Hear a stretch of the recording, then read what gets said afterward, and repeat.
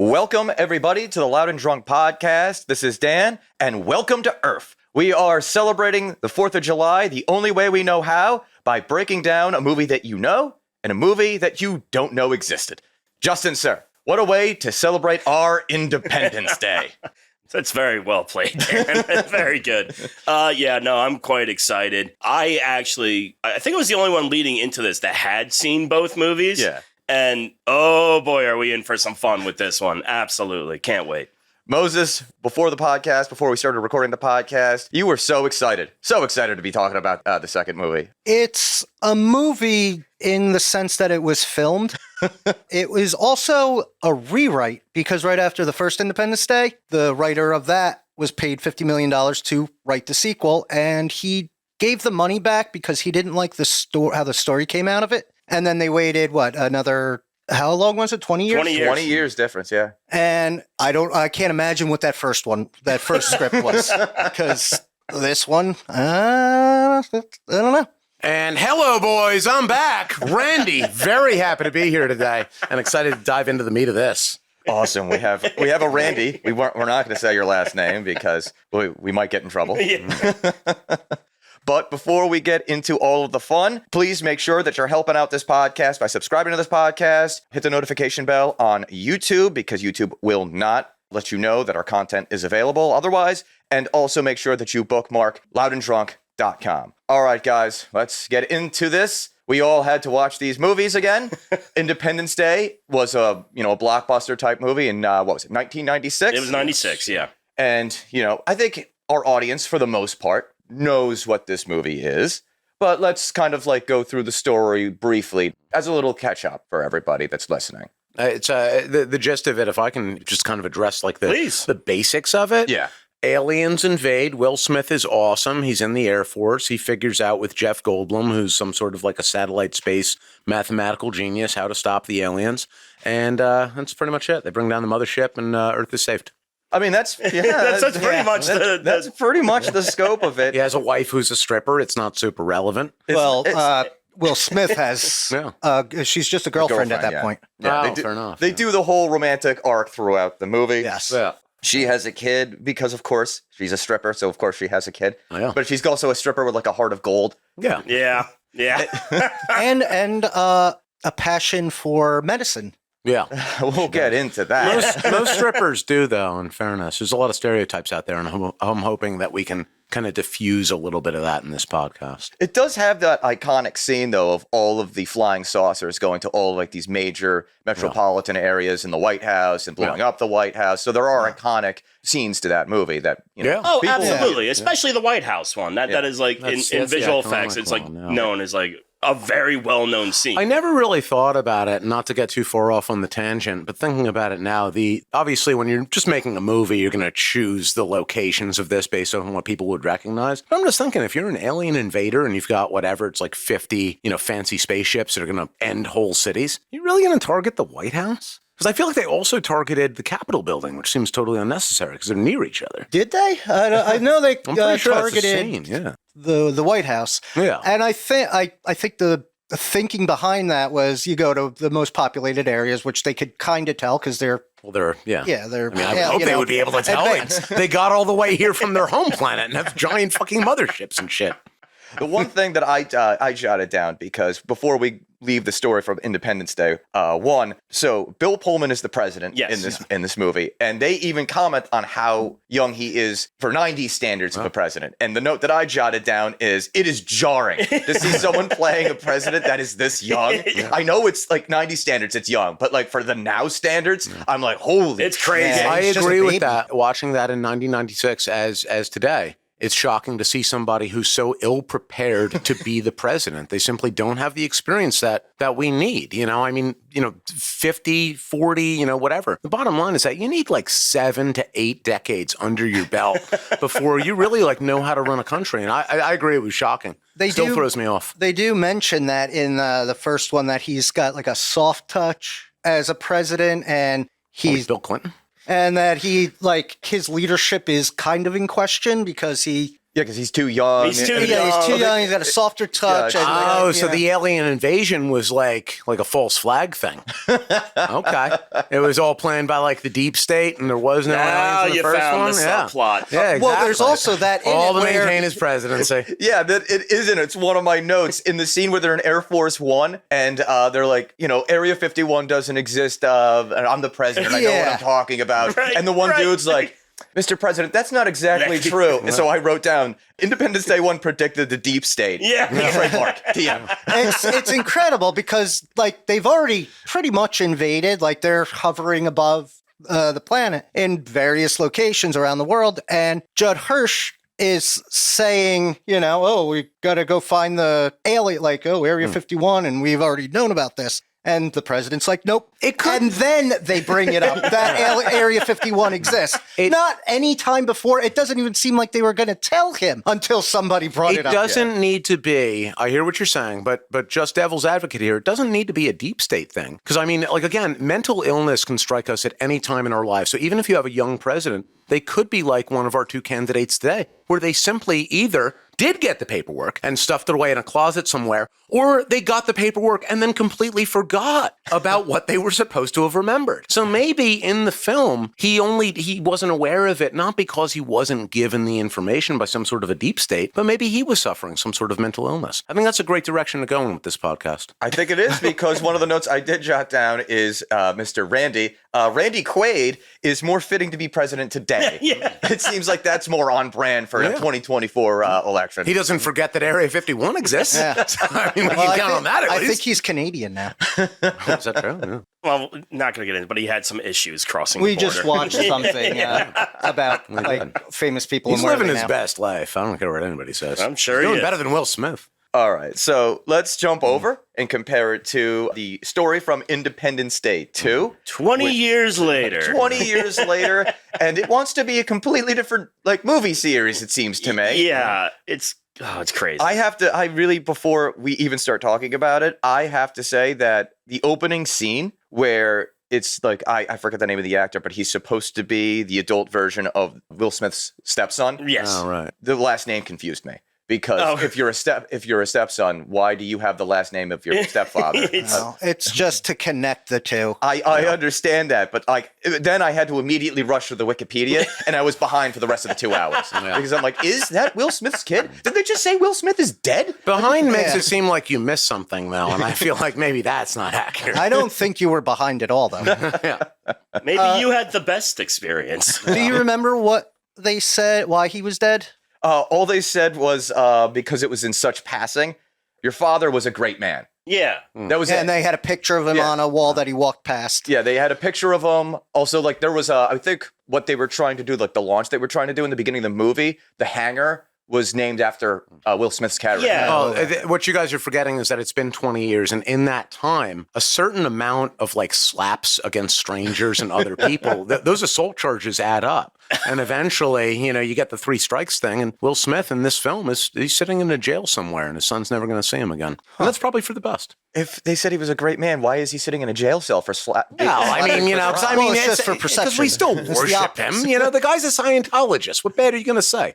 It is funny that he's a Scientologist and he's not in this movie. Right. Was it against his religion to fight aliens? At this point? Oh, he just wanted too much money. And they're like, no, we're not paying you that much. Yeah, that's probably the best thing he possibly could have done, but because by being in this movie, even for Will Smith's career, would have been too damaging for him to recover from. I think it needed him. As much as I don't Recover enjoy from the Will assault. Smith, as much as I don't enjoy Will Smith, that movie kind of needed him to like make a little more money than it did. Maybe.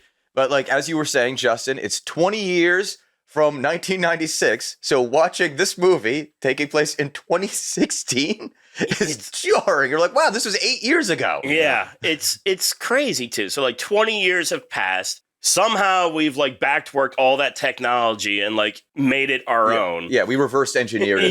Yeah. So we're 28 years from 1996 right now? Wow. Yes. Yes. Wow. Wow. I'm sorry, I've been on the mothership for a while. There's a lot of faces that return. Like None of them that you want. none of them that you really want. Well, no, I need the Jeff Goldblum. Yeah, we got Jeff Well, Goldblum, you got we Jeff had Bill Goldblum. Pullman. So You got Bill Pullman. You got Judd Hirsch. who's on a boat for most of this movie. Yeah. Until it lands on a street somewhere. Brett Spiner's alive. Yeah. And also, too, I don't want to dive too much into this, but there is a note for later on when we talk about it. I guess he was gay the whole time? Yeah. Wait, who? The scientist that wakes up from the Brent coma. Spiner, Yeah. data. Really? Yeah. Data, however you Yeah, want to say it. there's something to that. Yeah. Huh. I didn't pick up on that, but You didn't pick up on that weird relationship that was Well. going on.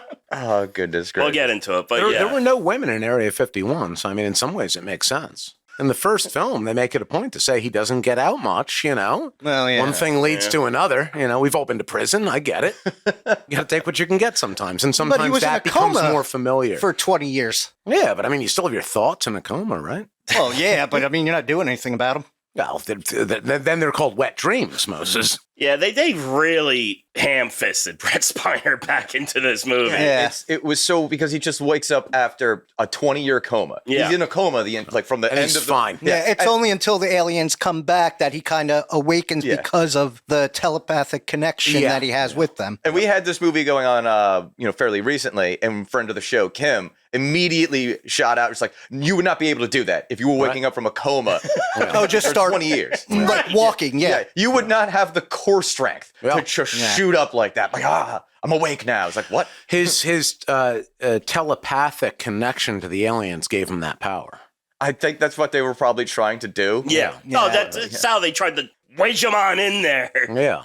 Yeah, tachyons. Don't worry about it. Exactly. Yeah. Neutrinos. So what they ended up doing is like this movie really threw me for a loop because I didn't know if it wanted to be Starship Troopers. I didn't know if it wanted to be Star Trek. I didn't know if it wanted to be Star Wars. That's all right. It didn't know what it wanted to It be. did have a feeling of Starship Troopers a bit Yeah. when they get into the moon base scenes and shit, but So what they ended up doing, like 20 years after the fact, they reverse engineered all of the alien technology. So now we're living in a sci-fi futuristic 8 years ago. Yep. They have founded something called the Earth Space Defense Yep. Department or whatever. the yeah, heck. most the countries all kind of join together, and there isn't like so much.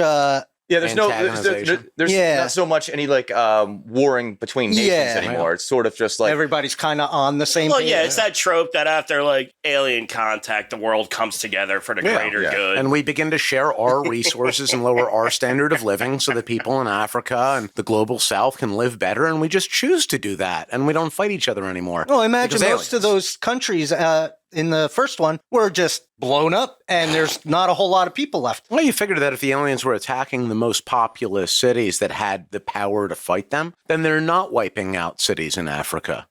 So presumably they would be untouched. But that's one of the things they did in the very beginning of this movie. Yeah. Jeff Oh, Goldblum's right. character Yes. goes to an African country, and Yeah. they're trying to find, honestly, a lot of this. Some kind of technology that they kind of know about but never bothered to retrieve until they, I guess, needed it. And there's so many weird characters in this movie because they had like the warlord. Yeah, that was the in charge. warlord guy. But like He also has a telepathic connection. and they also have Well, this. He does. Yeah. They also have this like nerdy character that's kind of like his sidekick throughout Yep. the entire movie, but it Yep. makes no sense because he's Jeff Goldblum's sidekick. Yeah. Right. Yeah, he starts off as Yeah. Jeff Goldblum's sidekick, and then he's just like stuck with the warlord, the yeah. African warlord, and he is a master alien killer because that's what they do in Africa. Yeah. There's, I guess, just errant aliens still. Yeah, it was 20 like, years and later? I think that we talked about this a little bit, Dan. It was like this fucking ham-fisted attempt to be like, okay, we're gonna put like other continents and other groups of people, not just like Will Smith pretending to be black like in the first film, but we'll actually like try and introduce these like more colored characters.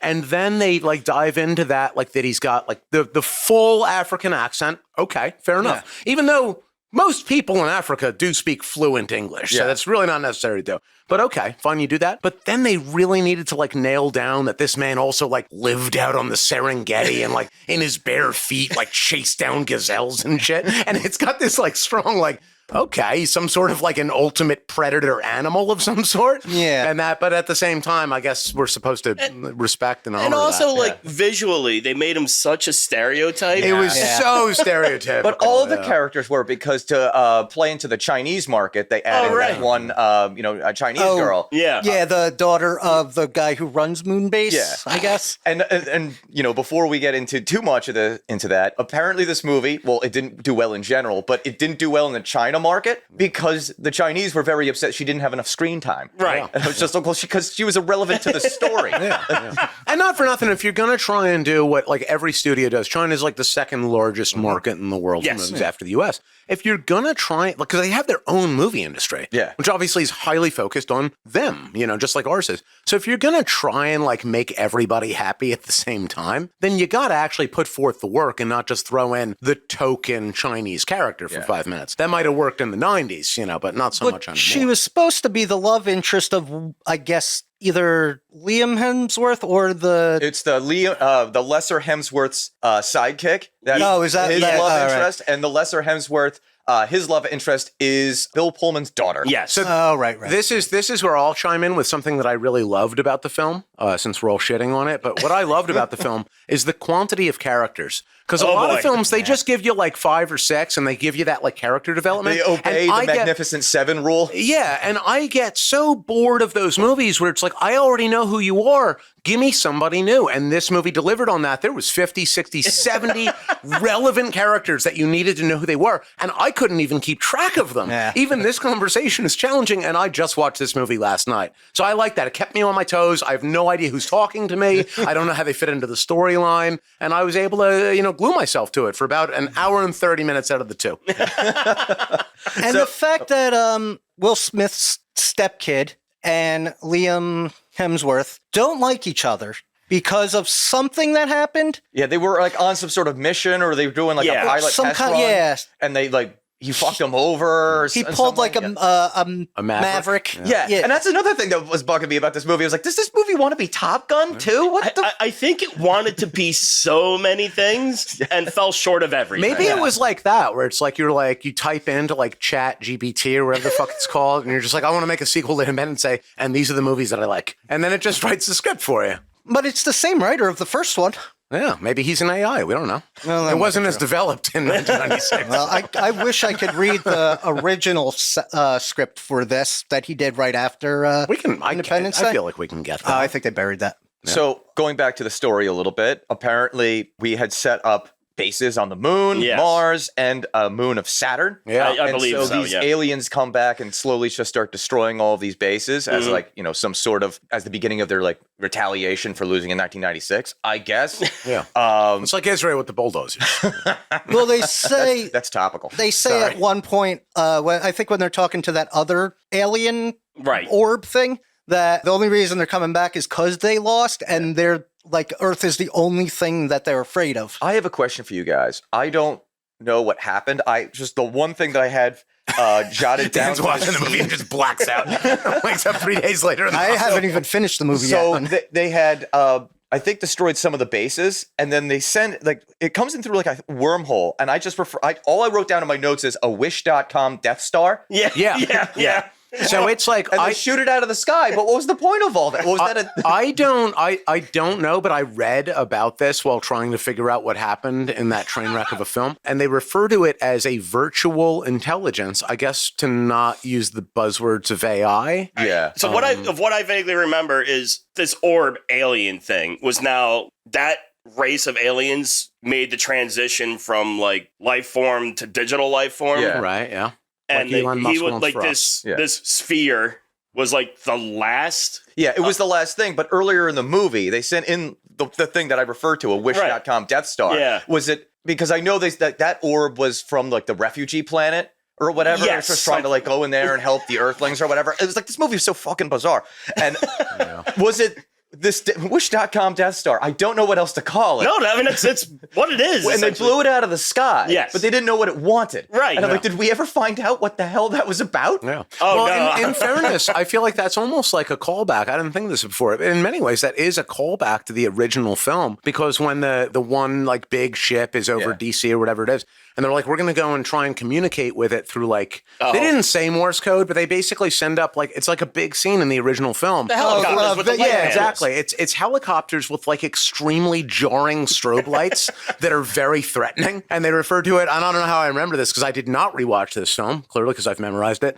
And and they go, this is Welcome Wagon in place. Oh, and I'm like, oh my God, that's Welcome Wagon. Could you imagine that? Somebody just parks a lifted truck outside the front of your house and just flashes strobe lights inside for 5 minutes. Which is weird. I'd be getting my fucking shotgun out. Because the way they communicate with the rest of the world after all of that is through Morse code, which I guess the aliens don't know. Yeah, yeah. So why would they start by welcoming them with Morse code? Yeah. Well, I said Morse code, but I feel like they didn't say that. I think that the Welcome Wagon was just flashing, jarring lights. Yeah, they actually said it, and it was like a throwaway type thing. It's like some sort of light pattern communication they were trying to do or something. But I mean, again, it's just I don't understand that. It's crazy. You know what's hilarious? I can remember the sound of those lights shutting on and off because it was so loud. Yeah. They made a big deal out of it. Yeah, like the helicopters lugging around like floodlights from 1960.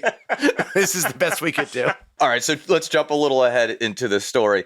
What is her name? Vivica A. Fox? Vivica Fox. Yeah. She now went from stripper to doctor. Yes. And she's running the hospital now, or at least running the She floor. runs at least the ER floor, I guess? Yeah, it's first of all, I don't want to diss strippers too much. Sure. But that's a leap. Yeah. Well, it's been 20 years. It's the whole leap. It is literally the trope. That's the woman stripping her way through med school. The first Is that what thing she was that doing? She's a stripper. No, she's a stripper. Yeah. It's just a stripper in the first one. Well, I know she's a the stripper. first thing that happens when you get rushed to the emergency room, when they lug you out of that ambulance and throw you onto the fucking table, they cut your clothes off. So who better? First of all, I would love if my ER nurse was also a stripper. So as I'm dying, You don't deserve that, man. She's out there. But yeah, now Vivica Fox is the top brass of at least this section of the hospital or something. And that takes me back to my note from the first movie, which is this is the first time that dating a stripper has ever gone well. That's fair. Yeah. And then apparently, I guess if you had any sort of connection with the aliens, like they read your mind or they communicate with you through telepathy, you just went crazy. Yeah. Because Bill Pullman's character just went absolute, I literally wrote down here, Bill Pullman went crazy? Yeah. Did he have did he get that in the first one? Yeah. I thought it was only Brent Spiner that was. It grabbed Brent him. Spiner was just used for the verbal communication. Yeah. But he got in Bill Pullman's head. Oh, okay. And so I also, because I can't help but do these things, I wrote a more cognizant Joe Biden. Yeah, that's fair. Yeah. Not that we need to dive into this, but it immediately, obviously, the opposite thought entered my mind of imagine the first film, right? But Trump is president and how that would go. Okay, since you brought We it would up, build a wall. Since you brought There would be no welcome wagon. No, there'd be no welcome wagon. I do want to say this because I did I rewatched the movie. I even re-listened to the speech on the way to the studio today. Imagine Trump's speech for that. Imagine Trump, but also if you pay attention to his mannerisms while he's talking, I'm like, oh my God, this sounds so much like Trump. You're not wrong.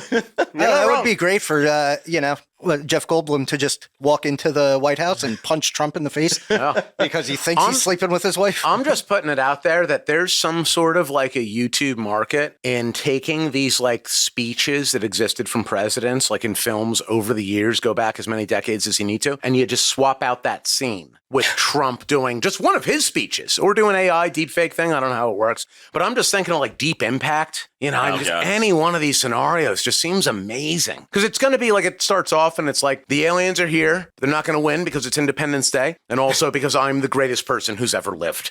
And now the rest of this will be about me. All right, so I'm going to butcher this. In less than an hour, aircraft from here will join others from around the world, and you will be launching the largest aerial battle in the history of mankind. A tremendous aerial battle. Mankind. That word should have new meaning for all of us today. Today we're all Trumpers. I love it. We can't be consumed by our petty differences anymore. We got to swap out these words for what he actually say. Because I can't imagine him saying any of this. Plug in that speech he did where he's like, I'm the chosen one. Yeah, exactly. I feel he works for all of them, you know? His speech pattern in that is so Trumpy, but like, as you read it, it's like, wow. The words are, they're not the words he would use. And that would be great. And that scene when Bill Pullman fires the whoever that is that told him about Area 51. Oh, he's like, it's like a stupid. Fired. Yeah. Oh, damn it. Damn it. You're so right. Oh, my God. And he's not on Air Force One. It's just Trump One.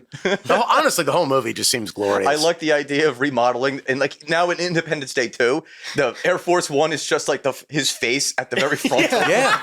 I love that. Instead of the shark face. Oh, my. Shark face. Oh, that's hilarious. That's really good. I think there's some action there. Yeah. For the sphere thing that comes later on in the movie, yes. I did pick up on what you were saying before, Randy, that it is a subtle nod to transhumanism because they're like, oh, yes, we evolved beyond your need to have physical forms, and now we went digital and all that stuff. Like, oh, shit. I like to call that going green. But I was just like, oh, boy. Yeah, we had and it was in 2016, too. It's just like, oh, wow, we're on the cutting edge of trying to push these agendas, aren't we? All right, let's get back into the actual story, though. Yeah. What actual story? It's a little tough. I feel like Giuliani could play Randy Quaid in this, in the original film. Randy Quaid was died in the first one. Yeah, but I mean in the original. Now I'm just thinking about swapping out the characters in the original 1996. Yeah, we're going to remake it using AI, since that's the buzzword today, with just people from Trump's cabinet. All right, so let's keep it in mind. We'll finish up the story aspect, and then we'll get into our wild theories. So what they ended up doing is now they know that the aliens have come back. Yeah. I think Bill Pullman, since he's crazy or whatever, he's just saying we won't be able to beat him this time or whatever. They go to Area 51 and they start to interrogate the other aliens. And that's when Bill Pullman, as you were alluding to before, Moses, he locks himself into the isolation chamber and they strangle him, throw him up in the glass, and they communicate that way. It's really hard for me.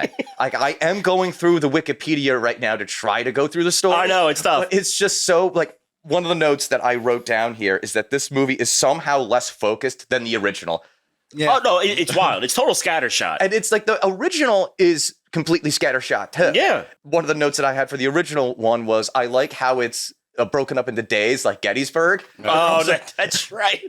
But also at the same time, it's just like, I still don't understand what's happening. Because you're just like, all right, that was July 2nd. And I'm like, oh, shit, are we going through days now? A lot of times I will say, I don't know what's happening, but if I know what day of the week it is, then I feel pretty good about myself. So Did they have like the title card saying the day? I don't remember that part of the version. They did. Because they were building up to that speech that we were alluding to. Yep. Oh, my God. All right. Before we jump more into the story, I really do want to say this part because we are jumping around quite consistently here. Bill Pullman, when he does the mission that, towards the end, he says Happy 4th of July to the other alien. They never mention Independence Day once in this movie. Why did you call this Independence Day 2?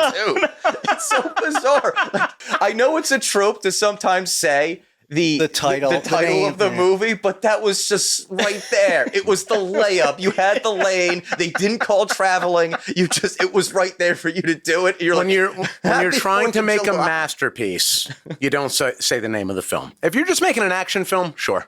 But when you're making Independence Day, it's such an obvious miss. Like, what the hell? I will jump ahead because this movie is like we already jumped. It's hard. It's even if we were on our best behavior and trying to do this straight, it would sound just as convoluted because the story is all over the place. Because the original movie tries to do too much, in my opinion. It tries to be a war movie, tries to be a sci-fi movie. I agree, It tries to have some drama, some comedy. I'm like, Jesus Christ, just pick a lane. You can pick 2 lanes if you want, but don't pick 6. Right. Like, it's a lot. And then this movie tries to do pretty much the same thing, but do it so immensely poor.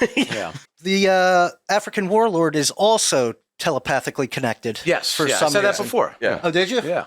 I did not pick that up. It seemed like that was, I don't know what issue he had. Like maybe he just, because he says it multiple times. Like, right. Gotta kill him from I think, behind. I think one of them killed his father. All black people in the film can just communicate with the aliens because they have powers. That's just how it is.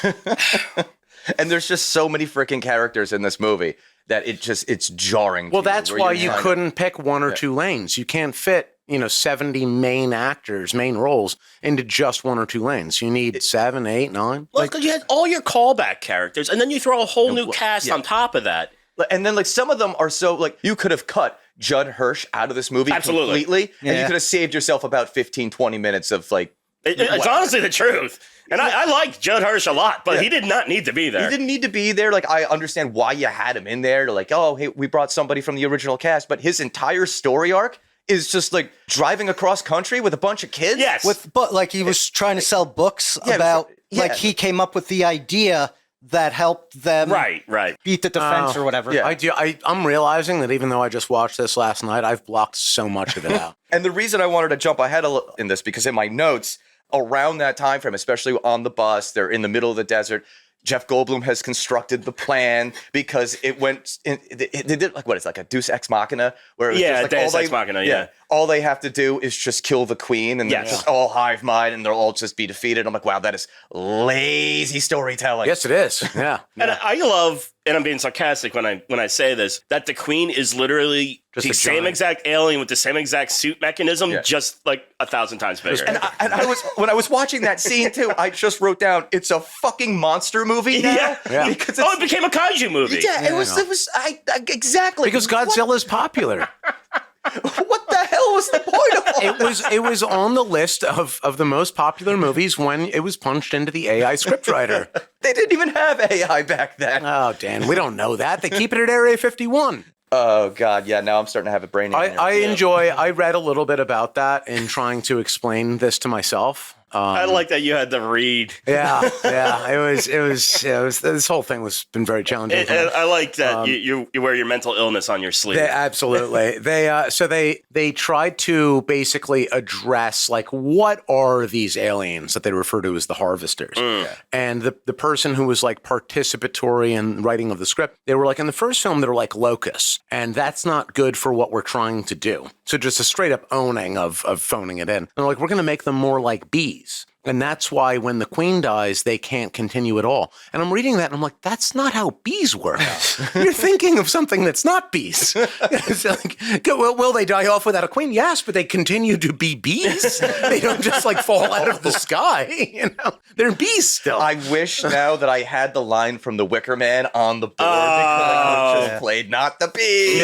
Yeah. Oh goodness gracious. And I think that's why Starship Trooper, like it kind of lends to how Starship Trooper was, where they're just kind of fighting insects. And at least with that, though, they had to continue to fight, the alien opponent. Just the alien didn't have its, leaders, if we want to call it that, Whereas in this, it just like the movie ended. Yeah, it just sort of ends. It sort of ends. Yeah. And you feel so sorry for yourself afterwards. There's like depression involved. You don't want to talk to your wife for a day. It's challenging. So going along with the story too, the last pieces of notes here I have, or at least for this one, is that so right after the monster movie part, there's the scene with what's his face, the scientist that was in a coma for the 20 years. Yeah. It's him locked in the isolation chamber with the sphere alien, whatever, and the other doctor that was taking care of him for 20 years, I guess. Doctor/lover. And as the aliens are breaching, because one of the things that we left out is like the aliens breached like the Cyan Mountain like compound and killed like the president, everyone in the line. And I can't remember the name of that actor, but they made like, I don't know, the Secretary of Defense or something, like the president, because they were just that down the line. I don't even know if he was the Secretary of Defense. I couldn't tell you. I thought he was just like an Air Force general. It's like, that's how many people are dead now. It's just like some random general is now in charge. All right, Private, what do we do? What's that? William Fichtner? Oh, yeah. Yeah. I've seen him in a bunch of things. I just never think of his name. He, what is he?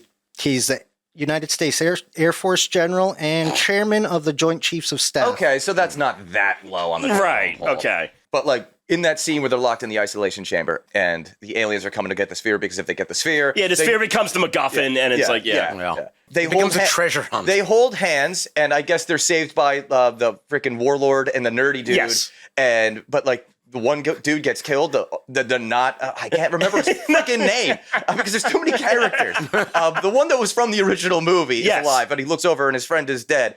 And I'm like, oh my God, this was a gay love story this whole time. You didn't earn this. Nothing. I didn't even realize this was a gay love story. It was probably they were like 3/4 of the way through recording, and they were like, "This is garbage. We need to do something, like some sort of a message here, just something to grab like another audience." And somebody was like, gay people? Do they want to watch this? And the response is no one wants to watch this. But maybe if we throw in your social group, maybe you'll make this mistake. The first time I watched it, I'm like, why is this dude so far up his ass all the time? Well, in the first one, they had the gay actor. I only know him from The Birdcage. Harvey Firestein. Is that who it is? Yeah. Like he has that rough voice. Yeah, but- he was buddies with Jeff Goldblum. He dies in the explosion. Yes. in the car. Yeah. Oh, that guy's great. I had no problem with him being in it because he's funny. Yeah. It's like, we don't have to bother recycling Jeff Goldblum. He calls. I remember that scene very well. Right before the one explosion. Yeah. And he's trying to reach his attorney. Yeah. And he's like freaking out on the phone. For $500, you can put me through his house in the Hamptons. And then he even says that too. It's like, I gotta call my mother. I gotta call my brother. I gotta call my lawyer. I don't have the script. Yeah, he was a great character. Yeah, that was a great character. But you couldn't bother to do that in this movie, like actually like have a funny like gay character. And honestly, he was only in the original for like that minute and one other. Yeah, but I mean, yeah. that's fine. Yeah. Throw him in for the joke. He immediately tells you everything that you need to know about him. He's a gay Jew living in Manhattan. And then he has this enjoyable line, and then he's dead. Yep. And we move on with like our 5-6 characters. I do want to say, if we're going to jump back to that Independence Day one thing real quick, when they clear out, I guess it was a newsroom. I guess it was just them working at, it was an office building, obviously, of some sort. But in the beginning of the movie, when all the aliens show up, they cleared that out. It was a ghost town. The White House doesn't clear out. And I'm like, wait, what? Why would the White House not be cleared Yeah, the out? White House clears out with like 2 minutes to go. Yeah, that's not how any of this would work. The first thing you'd be like, Mr. President, we have to get down to like an underground bunker. Secure the infrastructure of power, and then the real president would be forced to leave. Yeah. But I don't know if that's true. I've seen Air Force One. in this movie, it was the president's decision because he wanted the optics of him not being as soft as the public viewed him to like stay and I understand. I'm gonna prove myself by dying. There are strict protocols for the continuation of government. At least the second one knew that, Right. because it brought most of the chain of command into Cheyenne Mountain. No, I don't know why he would bring most of the chain of command. Right. at one spot. So they didn't learn anything then. well, they also let the president in the first one fly a fucking plane and be part of the attack. They did it again. They let a former president Yes. fly again. Yeah. Did he fly in the second one? I'm a pilot, Jack. Yeah, I belong. And his daughter somehow was also a pilot. Yeah. I don't think they really established No, not that really. much. No. Like she's dating Lesser Hemsworth, but like it's clear that he's a pilot. Will Smith's kid is a pilot. Once again, I am picturing this scenario unfolding and either a Trump or a Biden just saying, like, listen, I belong in the air. Presumably, it's just a plane I crash. can't imagine Trump doing that. Yeah. Maybe Biden because I could see him wanting to do it and then like pulling out at the last minute. Yeah. I can see him wanting go to to do Canada. it. He puts the jumpsuit on. And it's like, I got to use the bathroom real quick. Maybe eat a Big Mac. Climbing out the window into his fucking limousine. And then just in his stead is someone who, like an avatar. It's just someone with better hair. He's ripped, but he's got the bronzer tan on. Oh my God, I need that. Putin. Yeah, tags in Putin. He's not wearing a shirt. Rides a bear in. That's his helmet, is a bear head. Yeah. So yeah, a better movie's being written right Yeah, here. this is the better film. Oh. All right, we can't publish this. We're going to steal our ideas. I do want to also mention that, you know, we did talk about a little bit of this romantic subplot between the Lesser Hemsworth and the daughter of the president and all that stuff. And then at the end, when they're fighting the fucking, the Godzilla alien version, and they win, they like, oh, she somehow shot like the freaking shield, like, oh, Yeah. like, because the alien had to like turn off the shield to fire her gun. Why does she have a gun? She's like the size of a skyscraper. Right. No. It's Because if she didn't have the gun, then she wouldn't have to turn off the shield, and then we would be defenseless. And like the whole, essentially, like the redoing of the whole shield thing in the second movie. It's like, oh God. So she breaks the shields that allows them to attack, and they did this whole thing where they did this mission where they were going to blow up the mothership or just like the main ship or whatever. And then it's a trap and they go inside. And now somehow we're in like, I don't know, like that Predators movie, not even the good Predator Kind of, movie. yeah. It's. I love the idea that like they can cross whole galaxies and there's wormholes and motherships and shit. But it's like the one thing that you really need, which is like your shield generator. And you're like, I put one of them on the ship. And that's all that we need. Yeah. Maybe we should put a backup on. What if they destroy that one? It's like, nah, they're not going to figure that out. Well, it's also the fact that we beat them the first time that way. Yeah. Like, you'd think, all right, I'm not going to fall for the same mistake twice. Only once. Yeah, And shame then- on me. And don't they retcon how they win in the first movie? Because they're like, oh, by the way, with this hive mind thing, that's how we actually defeat them. I think that's like the big breakthrough that Jeff Goldblum has Yes. in this movie. Yes. And it's Yeah. like, oh, that's actually how we won in the first movie. And I'm like, Which is not what they said in the first one. no, They make it a no. big point to say that there's like a signal and Yeah. what have you. It's like a trickle-down effect signal thing. That's the first movie. Which even that by itself Right. is stupid. Yeah, and then you're exactly right. They try to just gloss over with a little new text over it in the second movie. oh, God. This movie is just so frustrating to me. I told you guys. This movie is bananas. So bringing up the lesser Hemsworth, that's all that I'm going to call No, him. good. And the love interest with the former president, Bill Pullman's daughter. Yeah. When they finally like get back together at the very end, they've beaten the alien, all that stuff, and they have that scene with her hug, and maybe they can, I don't even know. It's like can't at this remember. point, I was writing down notes, and I was Yeah. like, just like the gay death scene, this emotional scene has no payoff. No. Like, because you did nothing to really establish that this was like something that the audience should care about, their relationship, because it was the entire time. He was in between like not liking Will Smith's kid and then had this buddy thing. The scenes that he had with this woman are so minimal. Oh my God, that when yeah. they're together, Yeah. I'm like, why do I care? Why should I care? It was kind of like Armageddon with Ben Affleck, Ben Affleck and Liv Taylor. Yeah. Liv Tyler. And they kind of just insinuated it through a couple of scenes. And then, you know, you never really see any of it. I kind of feel like, in some way, they kind of like put a board up, threw all the old characters on, threw a bunch of new characters on. It's like, now we need to make connections between these characters, between the old ones and the new ones. We're not going to give them more than 2 lines of any exposition of how they're connected. They but gave like a single writer an 8 ball of it's like cocaine. every and new just sent 'em at character it. has to be connected to an old character. Yeah. And it's just weird. Yeah, it's just forced. There's no story here. And No. yet it's so confusing. It has no value. Yeah. And it has no, and in fact, it actually has like less than 0 value because like they actually tried to do minimum work, but it doesn't mean anything. You don't gain anything. Yeah, that beef, Instead, you just lose airtime to nothing. Yeah. that beef between Will Smith's kid and the lesser Hemsworth. I remember seeing a little video, and like Liam, the Hemsworth, was in the wrong. And if you are in the airport, you would not go anywhere, especially not to fucking moon base, where like you're a problem there too, because he was getting yelled at by the Chinese general Yeah. Mhm. Yeah. just for like not obeying orders and being, you know, kind of a. There's like a whole scene of them like they Maverick. break the It's the rules. Maverick thing, yeah. Yeah, exactly. Yeah. But they did it to save Earth. Earth. Yeah. I feel, I'll say this. Once again, we're all shitting on it. What's a better movie to celebrate the independence of this country than Independence Day? All of them. don't- any I don't movie. think there's a any single movie that's film. about the history doesn't even have to be related to the United I States of don't know America. what the history of the United States This is, is- but I can like tell you that one Born on the EPO 4th of July. I wrote this down. This is how frustrated I was halfway through Independence Day 2. Jesus fucking Christ. This movie couldn't have less to do with July 4th. I'm picturing you in like an abandoned warehouse with like an industrial fan behind you, and the only light that enters is through that. So like there's this weird ambiance, and you're watching this movie on like a television set that you found there, and just like frantically scribbling notes, perhaps on the All walls. I see is that scene from The Punisher where he got the fan in the back, Has a bottle of that's Old bottle Harper of old wild turkey, and just cleaning it. But instead of like cleaning a gun, you're just scribbling notes. Yeah. That's exactly where I was going. The picture that he had just painted was exactly that of that scene. Yeah. Except I wasn't drinking wild turkey. Yeah. Should have been. Yeah, that might have helped. Should have gone for all the pain. And there was another scene towards the end. I think it might have been Judd Hirsch. I didn't write down who said this line, but he says, "Who are you?" And I'm like, that epitomizes Yep. my entire thought process Yep. in this entire 2-hour fucking shit show of a movie. I was like, who is this character? Who's that character? Who the fuck is this? Who are you? Yeah. It's so wildly complicated for having no story. Yeah, it is.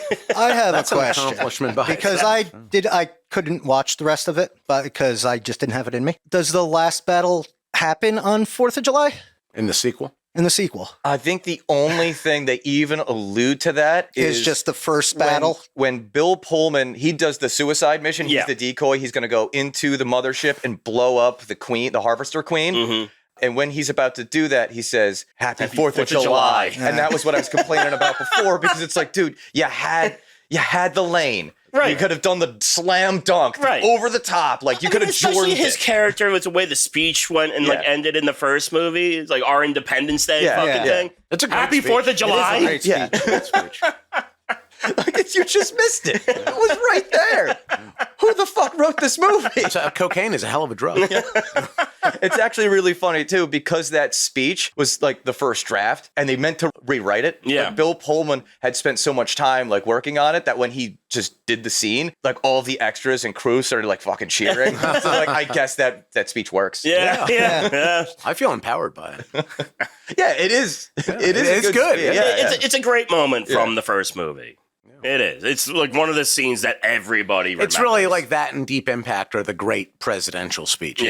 Yeah. I'd have to go back and watch Deep Impact. Oh, it's so good. yeah, Morgan Freeman. I thought about that too because it's the waters will recede. Yeah. And we there will be no build. looting. So good. Yeah, it's this movie. It is a struggle. It a is. struggle to come up with thoughts because it's just so. It kills my own brain cells. Like I'm drinking like Diet Coke and Beefeater right now, and I'm still struggling to like get myself into a position where like, oh, Independence Day 2. Let's talk about it. Like, what is there to talk about with this movie? I saw it all those years ago, and it came all those years ago, 2016 or 20. It was probably 2017, 2018 when I watched it. However, on second rewatch, I'm like, with all these characters, I'm like, who are these people? Like, I don't remember any of you. And if we can compare and contrast a little bit, there is no character that's sort of like Randy Quaid, where he's like, all right, he's like a piece of shit, but he's like the lovable piece of shit that like, has a redemption arc, I guess, but I don't Sort think of, it really yeah. earned. Oh, yeah, he does. He got what he wanted. Yeah, he got in the his end, vengeance essentially. and- Yeah, but is it like it's just like how some of these emotional plot points in the second movie are unearned? Right. Like Randy Quaid has so little screen time. Yeah. Like at the end of the day, is this redemption arc really earned? Like I don't really know anything about this character other than his kids think he's a piece of shit. And he's a drunk. Yeah. Like okay. I'm fly. I'm Yeah. pilot. Yeah. Yeah, he cropped us the wrong fucking place. Yeah. It's a great movie. I have just discovered after rewatching not only first of all, Independence Day 2 was just a terrible movie. Yeah. There's no ifs, ands, or buts about that. It's just a bad movie. But rewatching Independence Day 1, I don't like that movie either. Yeah. Independence Day 1 is like a nostalgic movie for me. I remember Yeah. going to see it. I guess I was like 11 or 12 or something like that when it came out. I think it's fantastically nostalgic. I liked it at the time when I was a younger man. I will say that watching it again, Will Smith is the part of that I don't like anymore. And I don't think that I had like one way or the other opinion about him at the time. He was always like a whatever actor to me. But now watching it, I'm just thinking about Chris Rock. I'm thinking about Scientology. I'm thinking about all these other things, and he's not a good actor. Now, this movie, the first one is definitely better. And it also tries to build up into that 4th of July Independence Day thing. Because, like, even when you have that scene where he's like, welcome to Earth, and he beats the shit out of the fucking alien, somehow they do a callback to that where he punches the alien and hurts his hand and runs It's away like, or whatever. Oh, God. Because Also, that the alien got knocked out through its suit of armor. Yeah. Which makes no sense. Yeah. But After just surviving a crash. yeah. But like you just like a Will Smith punch is just enough to knock That's all out. it takes. Thank God Chris Rock is still standing.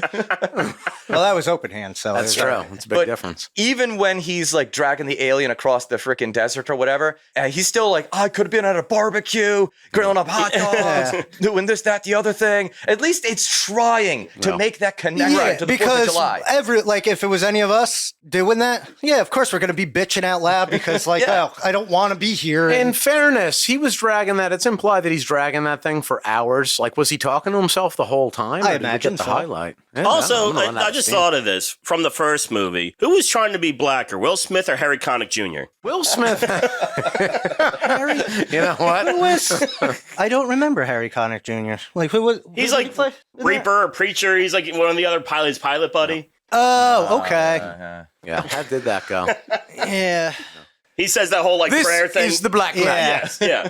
Where we are going, I do not know. But what I do know Well, he's is just that the channeling his Black father Knights there will in that. emerge victorious Yeah. once again. And then it's just like Goose. Yeah. Yeah. Yeah.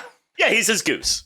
Yeah. Yeah. Yeah, it's at least with the original Independence Day, you have that, like, I know I say it was like a scatter shot, but you have that, at least it's a little bit, like, I'll go Jeff Goldblum with this, human. It has that. It has that element of just like, all right, yeah, like, humanity. Yeah, humanity, but like just an average everyman like characters in that movie. Like Will Smith is like that, even though he's like an Air Force pilot or something like that.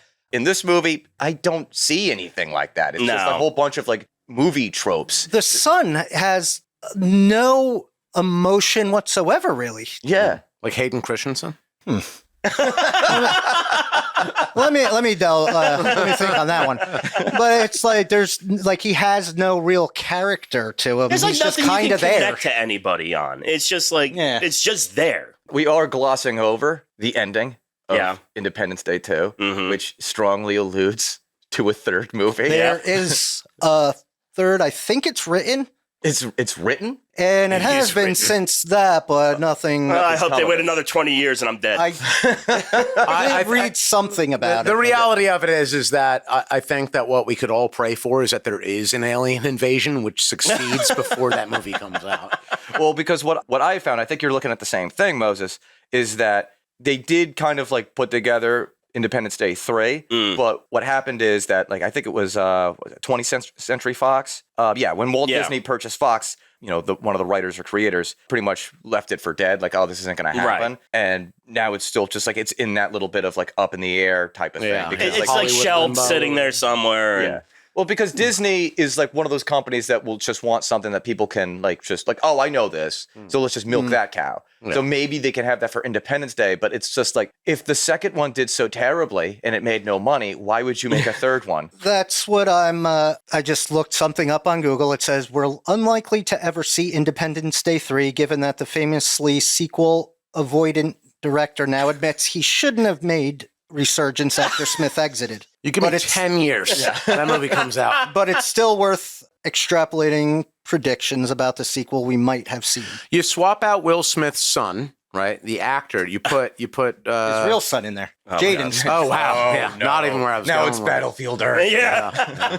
We could do that. Honestly, just do a mashup of that, and I feel like it can only get better. I do want to mention one thing, non-story related. The CGI in Yeah. Independence Day 2 Yeah. is gutter trash. Yeah. No, it's the same CGI that they used in the first one. Then, so like it's not good anymore. Hey, you want it to be authentic, right? You want it to not look like garbage. Like it shouldn't look like a PlayStation 2 game. It falls into the trap that a lot of movies have like been falling into recently, is that they're trying to do so much with CGI Yeah. that it just like everyone knows what like the uncanny valley is with like the human face, and it's like hard to replicate. Well, when you use so much CGI, like the whole everything you see kind of becomes that. Yeah. Like it's just kind of jarring and weird. Things don't move entirely Natural. naturally. No.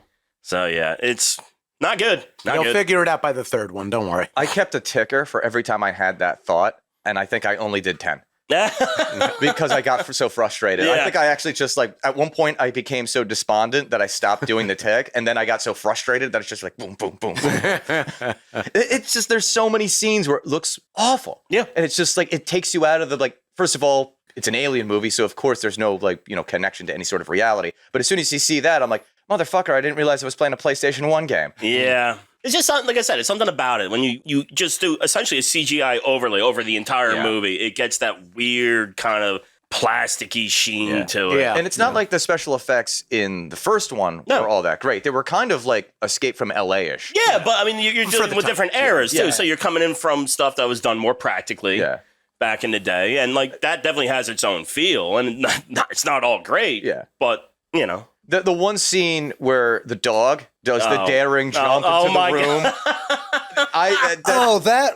But because he jumps on the hood of a car. Car. Like, why would a dog ever do that? The dog was the best action hero in that entire movie. What's He fair. defied death just to go into a room, and I don't even think they closed the door. no, because it was like a service Yeah. closet in like Yeah. the underpass or tunnel or whatever they were in. I was yelling at my TV. It's like that. First of all, it wouldn't work like that anyway. But second of all, at least close the door. Yeah. Yeah. Let the even fire if- suck even- the air out. Yeah, even if the flames didn't get him, it would have sucked all the oxygen out Yeah. of the room. So ridiculous. It's bananas. There's no. I have nothing redeeming about the second one. No, absolutely At not. all. I got nothing positive I can really say. I about like that the humans won. I think that's nice. I hate the idea that they were trying to do this whole. If they ever do make this third one, it. Yeah. it's going to be so unrecognizable from the first one, because the first one, even if you don't like the movie, like I rewatched it, I'm like, I don't really like Yeah. this movie. Yeah. At least there's something there. Like, what if aliens attacked Earth? Right. What would it be like? At least it tries to do that. It's a popcorn movie. You know, it's nothing. It's not going to change your life. It has some stuff, but I mean, we were all like I said, like 11 years old when it came out. Yeah. So it's bubblegum. Yeah. It's a bubblegum movie. Yeah. And that's fine. That has its place. Yeah. Like, I watch it, I can sit through it, and it's fine. It's not my cup of tea or whatever, but that's fine. I can sit through it and watch it again. It's not that big of a deal. This movie is just so fucking ridiculous in terms of how it's just like, all right, remember that first movie? No, you don't. Because this whole thing now is just like, yeah, we kind of just wish that we were Starship Troopers. Yeah. So Also, we use that, and this is where the money is. Instead of making the third one, you throw the script away because that's probably trash, and you just repackage the movie War of the Worlds with Tom Cruise and use the AI. Instead of ruining the film, you use the AI to put him in blackface the whole time, label him Will Smith, and then we just move forward. That's basically You it. know what? Now that you bring that up, Yeah. I'm not sure that Tom Cruise isn't Will Smith. You think so? blackface. Yeah. Oh, yeah. He just Whiteface, changed. Yeah. Like I know he had a lot of problems doing the Hail Hitler in Valkyries. Valkyrie, yeah. Like because in that movie never does that. Yeah. The Yeah. Seagal. So it's either Will Smith in whiteface, not a stretch for him, or Tom Cruise in blackface. It's easier to believe him being also Will Smith because he could always put stilts on where Will Smith can't get shorter. Is he a tall person? He's taller than Tom Cruise. That's that's probably true. That's definitely true. without knowing the facts, I think we can assume that's accurate. Tom Cruise is like what, like 5'5", 5'6", or something like that. Like, yeah, I think he's like my height or something. So yeah, of course, like unless Will Smith is shockingly short. I feel like maybe. Maybe. I haven't seen the man myself, so. Yeah. I haven't seen him either, but I do remember watching Fresh Prince of Bel-Air as a child, and he Yeah. seemed like he was taller than most of the people. That's in all it. angles, baby. That's all that is. Just Well, gotta- Alfonso Ribeiro isn't terribly tall either. Yeah. well, he towered over everyone in that show. So I don't know. Did he tower over Uncle Phil? I thought he did. I thought they were kind of close in height. I might be misremembering. Well, it Uncle then. Phil was a big guy. Yeah. Yeah, he I was. can't. Like, I like Well, respect to the why- guy. I yeah, can't remember why- his name, but yeah. Yeah, he's the Shredder. what? What? He's the voice of The voice Shredder. of Shredder. in, Voice of Shredder. I was Ninja gonna. Turtles. I was gonna say like, no, he wasn't. Kevin Nash was. Well, Kevin Nash was super For Shredder. Shredder. Yeah.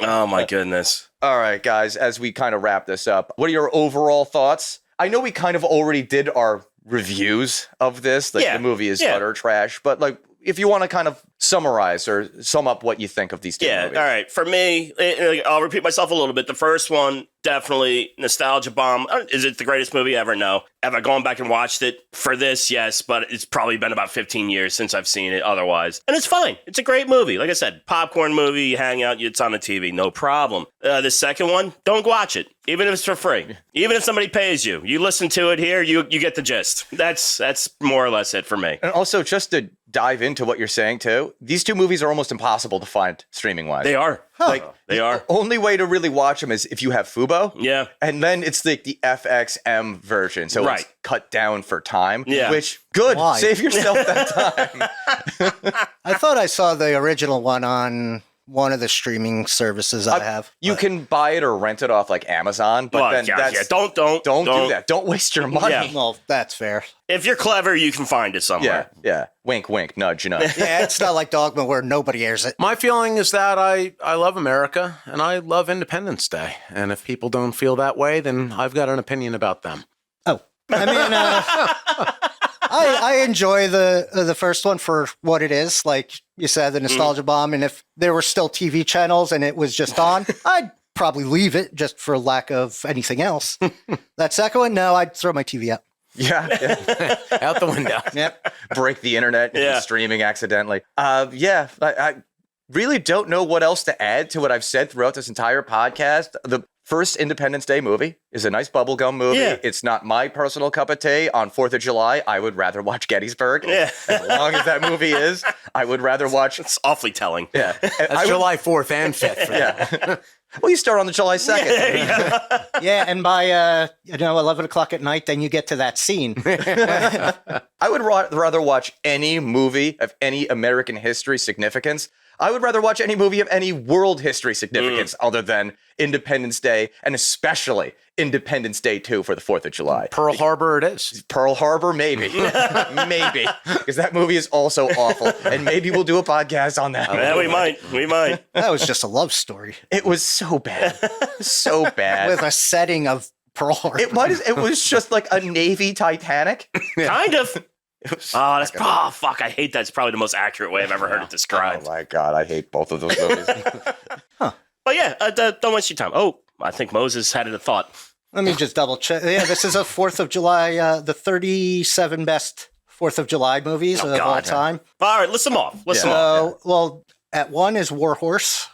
Okay. Okay. Okay, yeah.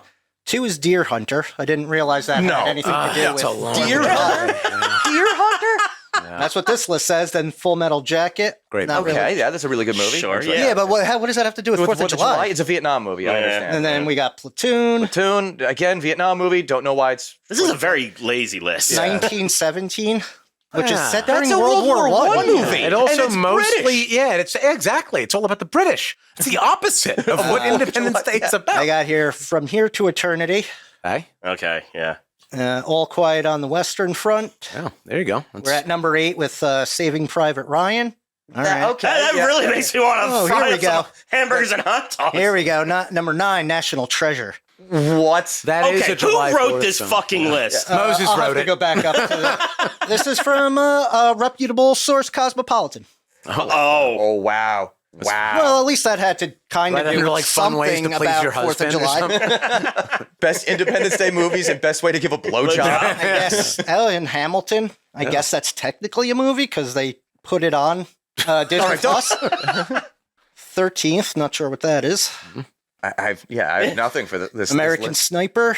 Wow. Okay. The American President.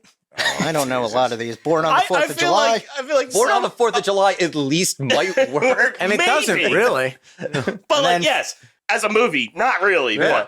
But Like the title. At least it has kind of Yeah. something to do with 4th of The July. July. Forrest Gump. All right, I can see Forrest There's Gump. a bit of it. That, So then what it sounds like is that I was right, and Independence Day is the greatest July 4th movie ever. kind of Don't the listen only to this man. If you're really struggling for any sort of thing to watch around the 4th of July, watch the John Adams miniseries. Oh, what about Zero Dark 30? No one knows who John Adams is. Shut up. It sounds Independence Day un-American. is 18th on this list. like, don't get me wrong, I enjoy a war movie, but like, Not everything has to do with the 4th of July. Well, everything on this list should. If we're talking about great 4th of July movies, Stalingrad. What a about favorite. Glory with Matthew Broderick Oh, and God. Denzel There you Washington? go. I mean, Moses, your favorite Independence Day movie is Mars Attacks, and that makes more sense than half of this list. Yeah. That came Yeah, out it in was a good the movie. same year as Independence Day. Yeah. Was that the same year? Yeah. Yeah. Wow. I was trying to see what that one was up against, and there are much better movies. Like Well, even but not at the even if time. they weren't that great. It's all about patriotism. What one was that? Moses, I'm Apollo over your 13. list. Yeah. The list is terrible. This list is just It's dreadful. terrible. Dog Oh, shit. Lincoln. I forgot about that. Daniel Day-Lewis is great. Wow. Okay, Jaws. It's kind of That's an Independence Day movie. yeah. That takes place during That's Does I think it does, but like that's like a movie that you can watch just during the summer. Yeah. because they were going to There's cancel. barbecuing in it. Yeah. So that They makes They were it going Yeah. to cancel the 4th of July Yeah. parade Yeah. or hullabaloo. Then Yeah. why is it so low on the damn list then? Because that makes more sense than most of the list. Where is Friday on that list? But next Friday. yeah. Yeah, it's weird. Captain America, the first Avengers on this list. Oh. A League of Their I Own? feel like they gave this to like an intern, and they're Yeah. like, "You need to punch." The AI is at it again. To Kill a Mockingbird would Yeah. I guess that was kind of Yeah. set around that. It was the summer, but I don't remember the 4th of July. Oh, I have to But maybe. dig deep in my database. Dog Day Afternoon, then. If it's just summer movies. I'm skipping over Yeah, a lot of these. Oh, Top Gun Maverick. Yeah. These are all great July 4th films. Yeah. I think I'm really scraping the bottom here. I think Yeah. you started that way. Here's The Five Bloods. Oh, yeah. It's a I don't even know So what that it's- is. It was It's a pretty Spike Lee, Yeah, I enjoyed it movie. actually. It's like five Vietnam vets who 4. are all black. Yeah, they go back to Vietnam to like find some Oh, treasure okay. they buried. So Chadwick obviously, Boseman. What's that? Chadwick Boseman.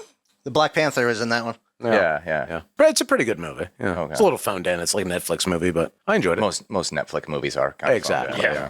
I enjoyed it. What else we got here, Moses? Apollo 13. Yeah. Apollo 13. Like, I understand the concept of like a summer movie, Right. but just call it a summer movie. Yeah. Yeah, because by that means like Sandlot. They have a 4th of July scene there, you know? But you also open up to a better list, like a summer movie. You could just be like, all right, we're watching like fucking what's Armageddon. Sure. You could just watch that movie. Sure. Or just any number of movies that came out during the summer, like when we were kids. Yeah, well, yeah. Oh, any blockbuster. The summer blockbuster. Then that's where Independence Day really fits in because Right. it's just a summer blockbuster type of movie. And lends itself to that time. Yeah, exactly. Well, that list hurt me. Yeah, that's That was a terrible fucking list. and I have to do a whole read now, and I'm just so frustrated. I just feel like just sort of ending this podcast It's unceremoniously. like, you know what? Goodbye. Yeah, it hurts my soul. Should I pull out this cord, Dan? As a man who wears nothing but Gadsden flags Right. all the time, I'm wearing a USA Hockey shirt right now, and I'm very upset. I just want to I don't know. I think I might want to move to another country now. That list hurt me so much. Fuck you, Cosmo. Yeah. All right, I guess we'll do this. Yeah. There's no good transition either. That sucked. Like, usually I'm so great with the transitions. Usually it's like one of you guys say something and I'm like, and that's why you should subscribe. It's just 3 depressed people in Dan right now. Yeah. So if you want to be depressed like me, subscribe to... All right, that's You got to keep that. He's only happy when it rains. All right, so subscribe to Loud and Drunk Podcast. Please make sure that you leave us a 5-star review. Check us out on YouTube and Rumble. Make me feel better by giving us a 5-star review and subscribing on YouTube and Rumble. That will get me out of this funk. It really helps us out, folks, and Dan needs it. Yes, right now. especially right now. I'm going to have to drink so many beef eaters now. No. It's going to be, oh, goodness gracious. They'll never wash away Independence Day. Make sure that you like, comment, share, and if you're on YouTube, please hit the notification bell because YouTube hates us and they will not tell you when our content is available. Follow us on social media. We are at Loud and Drunk on Twitter, Facebook, Instagram, and TikTok. Join us at our home base, bookmark loudanddrunk.com for merch, catch up on the podcast, everything Loud and Drunk. Head on over there. All right. I'm just so despondent, I know. guys. I know. So despondent.